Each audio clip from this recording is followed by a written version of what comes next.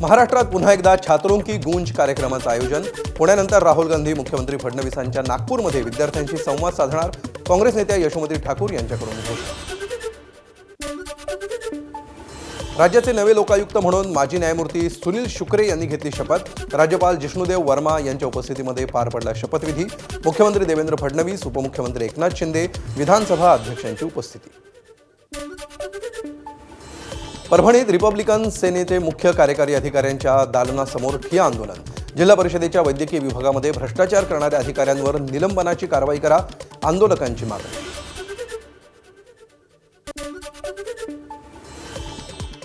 मराठी सक्तीविरोधात अमराठी रिक्षा आणि टॅक्सी चालकांची मुंबई उच्च न्यायालयात धाव। सरकारच्या निर्णयावर स्थगिती देण्याची मागणी। मुंबईतील 9.5 लाख रिक्षा चालकांच्या उदरनिर्वाहाचा प्रश्न असल्याचा याचिकेत उल्लेख। मालेगाव महापालिकेतील उपमहापौर दालनामध्ये पुन्हा झळकला टिपू सुलतानचा फोटो। कार्यालयाच्या नूतनीकरणानंतर पुन्हा फोटो लावणार असल्याचं शान हिंद यांनी केलं होतं वक्तव्य। पुन्हा फोटो लावल्यामुळे नवीन वादाला तोंड फुटण्याची शक्यता। सिंधुदुर्गच्या घोडगे सोनवडे घाट मार्गाला केंद्र सरकारकडून अंतिम मंजुरी। या मंजुरीमुळे सिंधुदुर्ग कोल्हापूरला जोडणाऱ्या बहुप्रतीक्षित प्रकल्पाच्या कामाचा मार्ग मोकळा। दिवंगत सरपंच संतोष देशमुख हत्या प्रकरणाची पुढील सुनावणी 1 सप्टेंबरला। आरोपींच्या वकिलाकडून पेनड्राईव्हच्या क्लोन कॉपीची मागणी, तर खटला पुढे जाण्यासाठी सरकारी पक्षाकडून साक्षीदारांना समन्स बजावण्यासाठी न्यायालयामध्ये अर्ज सादर।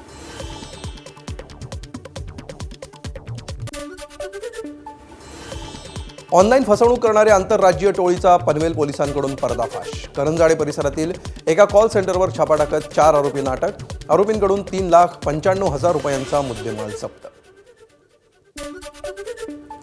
नांदेडच्या सोनखेड पोलीस ठाण्याच्या हद्दीमध्ये 3 वर्षाच्या चिमुकलेवर शेजारी राहणाऱ्या नातेवाईकाकडूनच अत्याचार। पॉक्सो अंतर्गत गुन्हा दाखल, नातेवाईक फरार, पोलिसांकडून शोध सुरू। पुण्याच्या घोरपडीमध्ये चोरट्यांचा धुमाकूळ। रस्ता विचारण्याच्या बहाण्यानं चोरट्यांनी ज्येष्ठ नागरिकाची 70,000ची सोन्याची साखळी लांबवली। आरोपी विरोधात गुन्हा दाखल।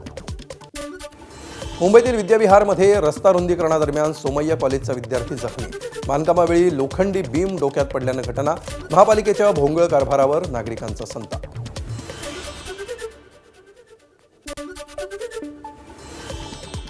जळगाव पोलिसांची नियमबाह्य सायलेन्सरवर बुलडोझर फिरवत कारवाई। तसंच वाहतुकीचे नियम तोडणाऱ्यांवर कठोर कारवाई करण्याचा पोलीस अधीक्षक श्रीकांत धेवरेंचा इशारा। पुण्यातील पाषाण सुतारवाडीतील सिमेंट कॉन्क्रीटच्या रस्त्यावरील खड्ड्यामध्ये कार अडकली। कार बाहेर काढण्यासाठी नागरिकांचा आटापिटा। महापालिकेच्या निकृष्ट दर्जाच्या कामावर नागरिकांचा संताप। नांदेडच्या मध्यवर्ती एसटी स्थानकामध्ये मोकाट कुत्र्यांचा हायदोस। 6 महिन्यामध्ये 15 जणांना चावा। एसटी आणि महापालिका आमनेसामने, एकमेकांवर बोट दाखवण्यात दोन्ही प्रशासन व्यस्त। गडचिरोलीच्या भामरागड तालुक्यातील पलकोटा नदीला आलेला पूर ओसरला। भामरागड आलापल्ली राष्ट्रीय महामार्ग अखेर सुरू। 50 पेक्षा अधिक गावांचा तुटलेला संपर्क पुन्हा पूर्ववत। रायगडच्या माणगाव परिसरातील वीज पुरवठा 10 तासांनी सुरळीत। सकाळपासून होती बत्ती गुल। तांत्रिक कामातील दुरुस्तीसाठी वीज बंद ठेवण्याची देण्यात आली होती माहिती। वर्ध्याच्या हिंगणघाट तालुक्यातील धामणगाव सातेफळ ग्रामस्थांचा संताप।